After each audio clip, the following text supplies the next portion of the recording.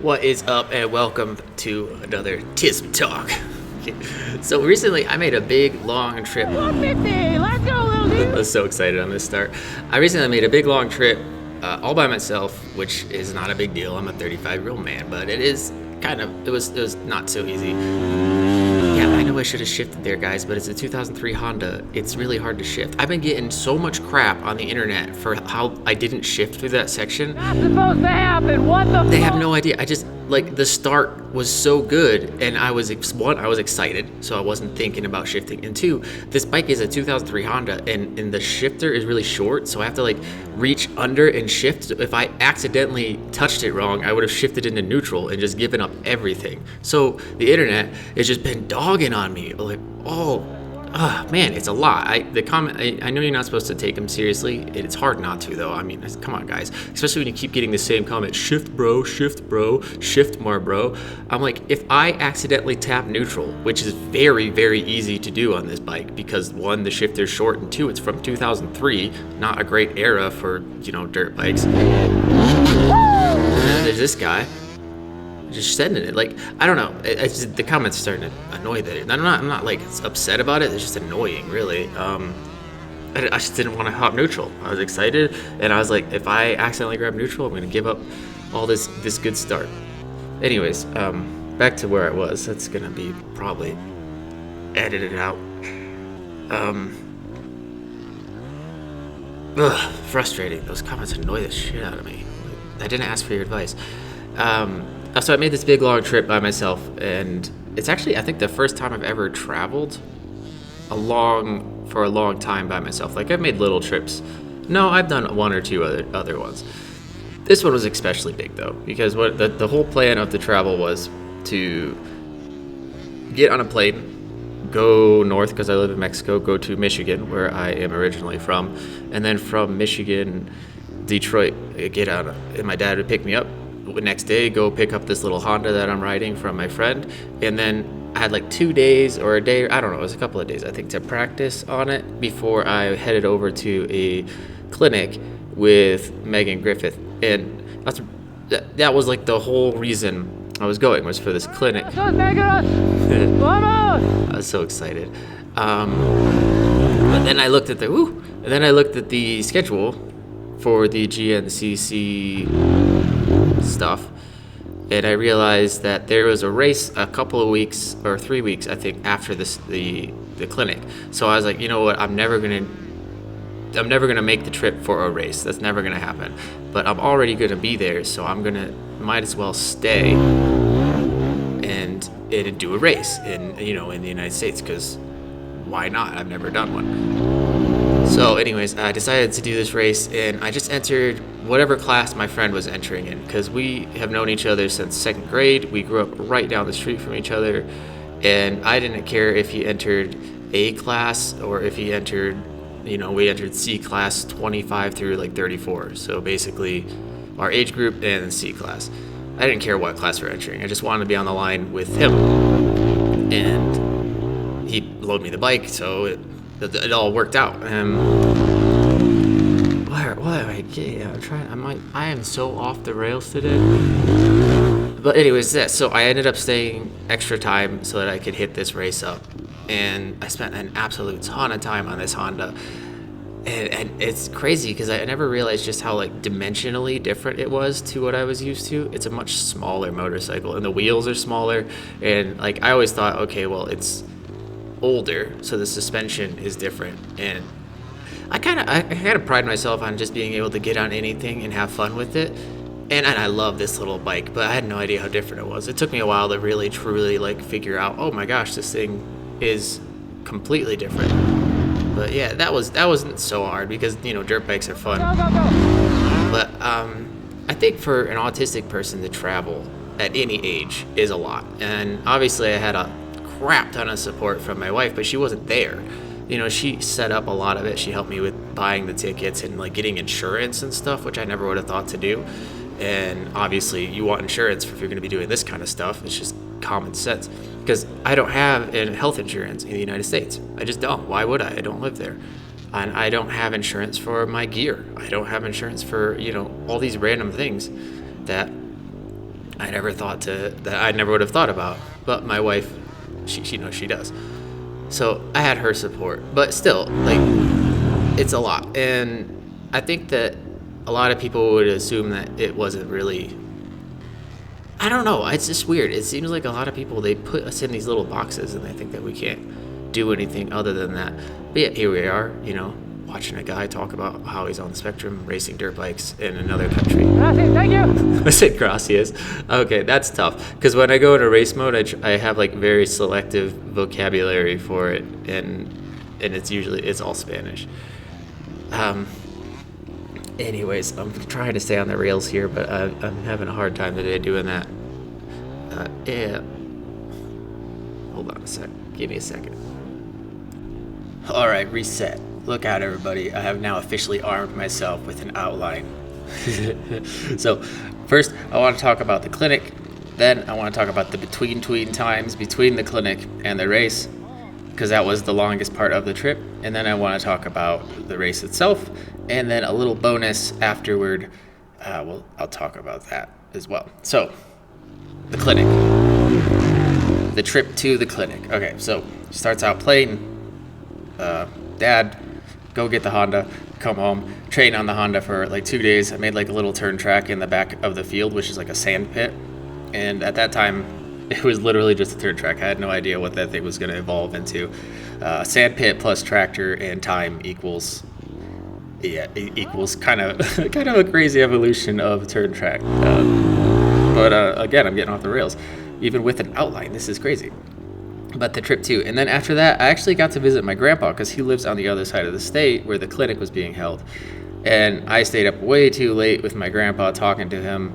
And yeah, it was worth it. I don't care if I got like 3 hours of sleep for the clinic, which I went into the clinic super tired. I actually got sick and had no idea that I was like really sick until the couple of days after. Because I was just like, I don't care if I don't feel good. It's probably me just being tired. But no, I was actually sick. The clinic was great. Meg does a good job of breaking things down into really bite-sized proportions. I will say that I feel like, I don't know how to say this because it's tricky. It wasn't out of all the stuff, there's only really one thing that I couldn't do. And I was expecting to struggle a lot more than that. And it wasn't because of the bike or anything like that. I was just, I know she's a really great rider, so I was like expecting to struggle. But I think that what happened is that most people don't have the same general like riding experience that I do in the mountains and really gnarly stuff and untamed trails. See, in America, a lot of people ride trails that are kept really well. Like people go on their chainsaw and they make sure the trees are away, and that just doesn't happen here. If a tree falls in the woods in Mexico, it stays fallen until somebody comes and cuts it for firewood. There's nobody going to go clear the trails. There are no trails. So we're learning static balance. We were learning full lock balance, which is always challenging. It doesn't matter who you are. And then we learned log hops, which again challenging no matter who you are. But I did learn a double blip. I feel I still obviously got to practice that on the log, which is really nice. She taught me how to like place the front wheel lower on the log because I was placing it basically on top of it, and I need to place it pretty far down the log, like more than you're comfortable with, and that was really helpful. Yeah, I just feel like that's gonna be useful for what I do. Get on the pegs! Get on the pegs. I'm yelling it. Stand up! Stand up! And get in front of the bike was another thing that she taught me. I was trying to use my hips to get in front of the bike, and she's like, no, like, get in the whole thing. So I just loosened up a lot because of that clinic. The great stalling. I'm not sure if I did it on my 300, my bike, if it would have been different. I think maybe, yeah. It's really hard to be smooth on the throttle. That was another major thing that I need to practice, was being smooth on the throttle, because that TPI, the bad TPI trained me basically I could not get out of the foot peg was stuck on the grass and stuff. I'm trying to tell people to stand up, they refuse. That guy like got his, anyways, how did the bike feel? what was I talking about? How did the bike feel? The bike felt fine. But again, like I was saying before, I got back on track. It was hard to be smooth on this little bike, and I think that's just because I've been trained by my big bike to chop the throttle, which is such a bad thing to do. Now that I got the 300 sorted out, I should have been practicing smooth throttle control, and that's on me. So the big things was the log hop, being in front of the bike, and smooth on the throttle, I would say, were like the main things that I pulled from the clinic. And I'm not trying to say she's a bad teacher. It's just I think she was trying to teach for most people's gaps in enduro, and most people's gaps in enduro in America is going to be like dealing with obstacles that are rare. Like a fallen tree is a rare thing in the United States because you have to seek them out. Here, they're everywhere. So she was trying to accommodate that gap in most people's knowledge, and yeah, I'm not really sure what difference it would have been. I'm really grateful for the lessons that I did learn, which is, already discussed that. After the clinic, see, I'm following my outline. I'm going to stick to this outline. After the clinic, I was super tired. I tried to record everything, but obviously I just ran out of batteries. I had like 4 batteries for the GoPro, and I'm so used to being alone that when I record, I like stop, I get off, I set up cameras, I'm moving around. But at the clinic, I didn't do any of that because I'm here to learn. I'm not. That's number one. Learning is number one. Videoing is number 2. But I did record a lot of it. I just don't know what to do with it. So after the clinic, I'm sitting here in front of like 100, 200 gigs of data, and I don't know what to do with it. And it's been almost a month now, and I still don't know what to do with it. I feel like Meg is such a big face on social media that I feel like it's weird using videos of her because it's her, she's the one. So I'm stuck between this.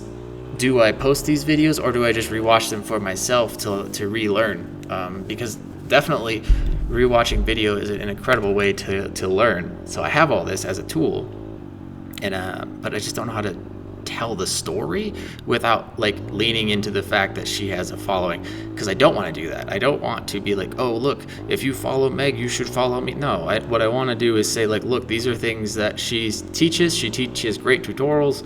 And I learned from her on accident, one-on-one, because like nobody else showed up to the 2.0 day, so it just ended up being me, and that was crazy.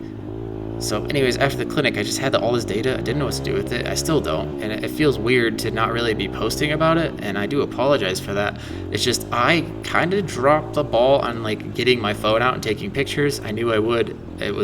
But we have a picture, like one singular picture, and yeah, I spent all day one-on-one, so every second we had was just working together, working and training. It wasn't like there were people around to slow it down where I had a moment to pull my phone out. That didn't happen. So yeah, I still feel like I definitely dropped the ball on posting about the clinic, and yeah, that kind of sucks. I don't know if I waited too long. I doubt it. She's still touring. I could still be like, oh, check out this stuff, but I don't know. I still can't figure out what to do with it all. There's just so much data. There's so much video that I'm just kind of stuck. Yeah, the hardest thing to do is to put that first idea into practice, which I don't have a single one. So I guess the hardest thing is finding that first idea. Anyways, let's switch it up to the between times. I'll comment on the video real quick. I do not know what the heck I was thinking through here. I thought I could make it through the woods, and I could have, but I didn't want to cut the course. I didn't know the course. This was stupid. This was a stupid first lap mistake. Mistake number 2. I didn't want to stop and wait, and I should have. I had gotten patient. Back to my outline. The between time. Between the clinic and the race, there was like a 3-week gap. And basically, I just spent 1 week of that. I was sick for a whole solid week. But I still trained as much as I could, like an hour a day if I could, in the back sand pit. And I was like getting the tractor out. And if you follow me, you saw the progression of that sand track.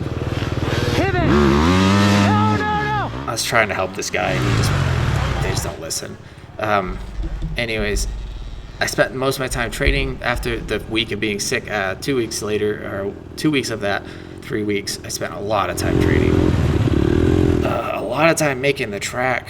My dad came out and like showed me like basically made the original track because he's the he owns the tractor and stuff. So and then after that I was like, well, I'll give it a shot myself, and then it got real crazy. Mostly it's just like you get home into I have a comfort zone here in Mexico with my wife in my own house, and then you get to another one, and I think I only have two like comfort zones in my whole world, and one is here in Mexico and the other one is on that farm, and they're so rare. And just to be able to be like happy and comfortable and not have to be stressed out all the time, because I think really autism is just this being stressed out constantly, is like a super amount of that. And I was just able to like really chill and focus on training, which is not normal. Normally I have a lot of stuff going on. Even here in Mexico, I've got other stuff going on, but really at the farm I was really just single-minded focus. It was crazy. I really progressed a lot on that little bike. Like not just progressed on that bike. I progressed a lot in general. It's crazy. I feel like Goku, this is going to be a really nerdy reference, but I feel like Goku after he trained in that stupid time chamber. That's not that nerdy. I don't know the actual. It was so long since I watched that. But yeah, it was nice. It was nice to be home and in my other comfort zone. This is going to be a long episode. I'm sorry. I'm not sorry. Maybe that's a good thing. But anyways, let's skip ahead to the race. Let's talk about the differences between this race that we're watching and what I normally experience here in Mexico. The difference is one, my glasses were so fogged up. Guys, they're so fogged up. One, dead engine start was weird. I had to kickstart it and then go. That wasn't that big of a difference, apparently. Two, not knowing the track at all was, I think that's just outright dumb and dangerous. But that's what I had to do. So I didn't know this course at all. Didn't get to walk it. Didn't get to ride it. Nothing. And I think that they say it's, I don't know. There's just a lot of people there, and they're probably saying like they would tear it up if everybody went. I don't know why they do that. Yeah, and it was my first AMA race, so I had to do like the AMA registration and then the GNCC D14 racing. Sorry, Suzuki, but get out the way. And it was a lot different. Oh, little 150. Yeah, I know, dude. He's trying to tell me keep going. Yeah, I know. Race felt interesting. Once I got going, a race is a race, but I got mad arm pump for the first, second, and third lap. Like I was not in control at all. So all the footage looks really slow. It's because it is. I'm going very slow. I didn't warm up. I was too busy and too excited to talk to Brandon, who was there, and my grandpa was there. And I just completely forgot. And my parents, like everybody showed up, and it was cool. And I just forgot to do jumping jacks, just to get the heart rate going before I get out here. And so I get probably the most severe arm pump I've ever had, especially in a race. I was not in control. I mean, I could not hit the clutch. I could not barely hit the brake, and I couldn't give it full throttle because my arms were so stiff. If you've ever had arm pump or severe arm pump, it's pretty rough. I know I'm not the only one because none of us warmed up. All of us C-class riders just ran on up and I got all excited. But yeah, I'd really dropped the ball on warming up. So the race at first felt, I was more worried about the start, and I should have been more worried about the fact that I'm going to get arm pump, especially on a smaller framed bike. Yeah, where you have to really focus on balance and stuff more. How did I feel about the results and on my general performance? Look, I'm not going to lie. I was hoping for better. But the arm pump really killed my race in general. I think because I got that slow start and that slow pace, it kind of just stuck. And, like, I'm not aggressive enough to pass people like this. Like, I really should be. I need to work on that. I need to do more group rides where I pass people. But I pass people in the technical. I don't pass people here, and I need to work on that. I do. So my results, I think I came in 8th place for my first GNCC race in my class. I don't want to say overall. I was like 115th overall out of 170. And a lot of people, you'll have half the internet telling me it's because I'm a terrible rider and I should go, die in a fire, which really sucks. Please don't do that to people. And then the other half of the internet saying like, well, you had a disadvantage because of the bike. And I really, really, truly believe that we make the machine, not the other way around. But yeah, the bike is definitely not a race bike. And after my arm pump went away, the bike started to feel more unpredictable. And that was due to the suspension warming up and just having a lot of air in it. It's an old school fork setup. Shocks have changed a lot. Forks have changed even more as far as from 2003. And this isn't a good suspension in 2003. This was like your base model, like get on a dirt bike for the first time suspension. This bike was a beginner bike in 2003, and Brandon BK has built this thing into a very, very fun, approachable beginner bike now.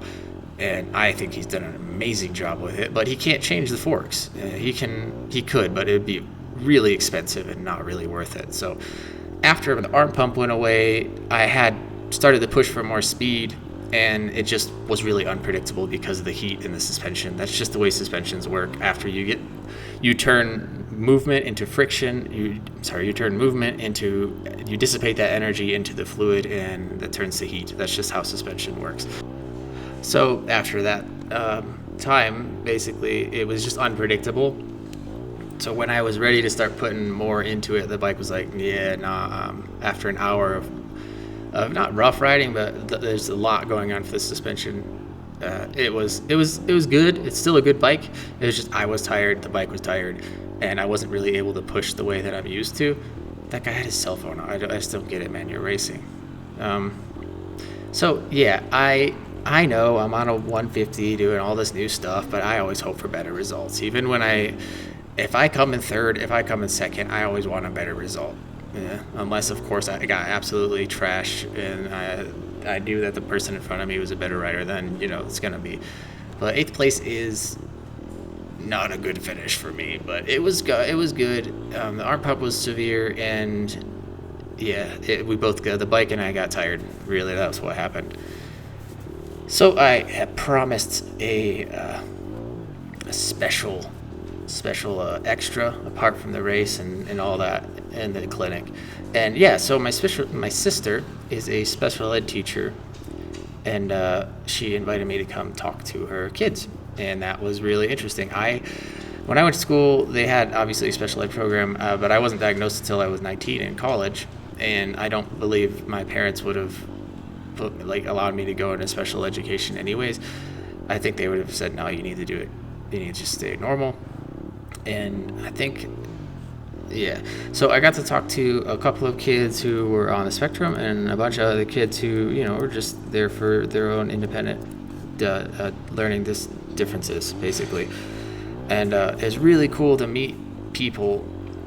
They're kids, but still, they're still people. It's really cool to meet people that were on the spectrum and completely understand where they're coming from. So I showed them the dirt bike clip, and they liked it, obviously, but one girl's like into drawing, and then she's like, well, you have an art degree. Why don't you want to talk about drawing? And I'm like, I want to, but that's not what I'm here for. So, and she's like, no, let's talk about drawing. I'm like, look, I get where you're coming from. Like, this is like the most coolest thing, and I have a degree in art. Like, she's just so so confused. She's like, dude, why do you not want to talk about my thing? And it's just like so funny to me that I've been there, and I knew exactly what she was going through. I'm like, yeah, I get it. I was basically said to her, I was like, I understand, this is tough. Like, you really want to talk to me about drawing, but I'm here for dirt bikes, and that's got to be so hard. But it was really cool that to see where they're at, and like, I've lived through that. I've been there, and hell, like, if somebody comes to me and wants to talk about dirt bikes, or they want to talk about, like, I don't know, any other random thing, like welding, I'm gonna want to talk about dirt bikes. We all want to talk about our own thing, but when you're on the spectrum, it's like it's all you can think about. So she's just sitting there thinking about drawing while I'm doing my talk, and she's trying so hard to stay with me. I could just watch it. I could watch her go in and watch her go back to drawing, and watch her come back to this and go back to drawing. It was cool. It was cool. I liked it. I want to talk about the differences that they have compared to, so I noticed that those kids all had, they're being taught tools that I learned when I was probably like mid-20s, because I started doing research and learning all this stuff on my own. But they were just being taught that at a young age, and that's got to be super helpful. The teachers and the parapros, they call them tools. And I was like, yeah, that works, like your toolbox. You got to learn what to do, when to do it, and it's great. It's really, And I thought that was super cool that they were being taught those things at such a young age, that it might actually make their life easier, which is incredible. And then I have on my outline list here pros and cons of that versus my life, where I didn't have any of those tools taught to me. I had to seek them out myself. I think that like the pro is that they're gonna go into the world with these tools, and they're gonna be ready to rock basically without any issues. The cons in my, I think, would be like trying to compare it to the way I grew up, which was just like, for lack of a better term, raw dogging the freaking world, figuring it out on your own. You're just different. People would call me rude. People would call me weird. People would, just say these. I was getting so annoyed with these people. People would just call me all kinds of things instead of just being like, you're autistic. Nobody thought I was autistic. They just thought I was a rude, weird guy because I said blunt things and cocky and arrogant. Like every word thing, it's like I'm not cocky. I'm just, when I know something, I say something that I know. I don't say something I don't know. It's hard to understand. I'm not being arrogant. It's just I really, truly, I just watched like 3 documentaries on this. I know the answer.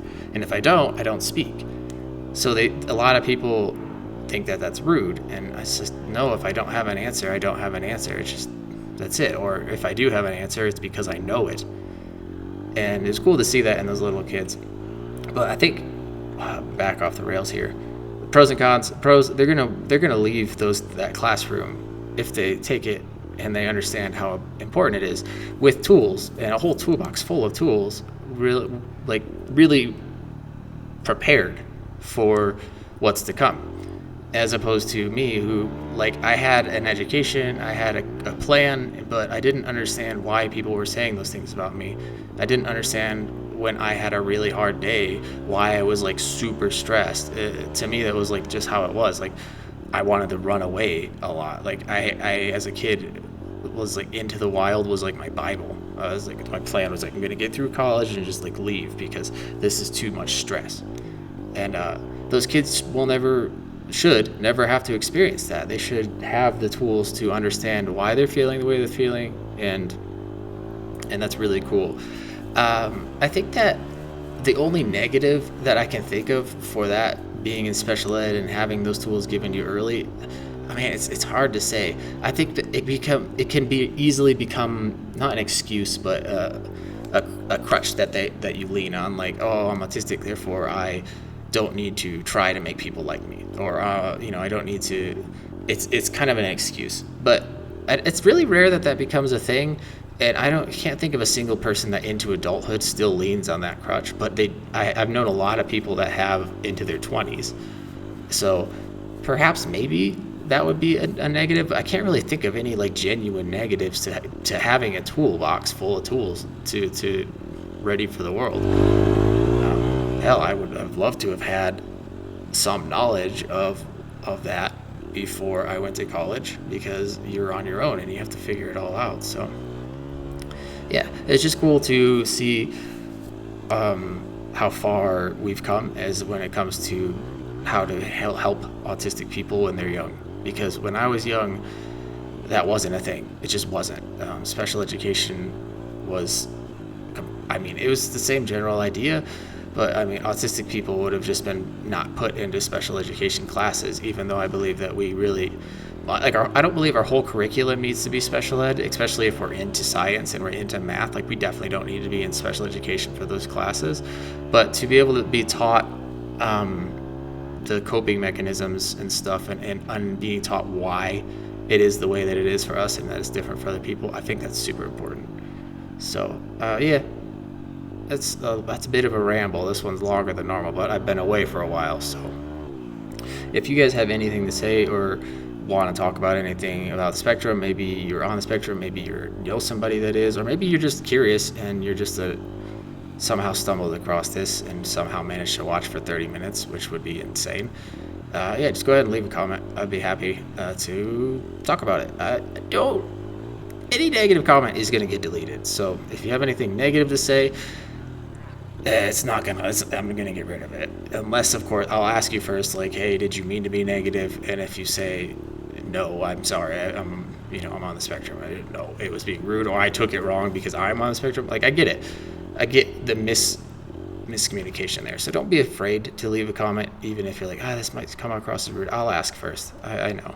I'm a big boy.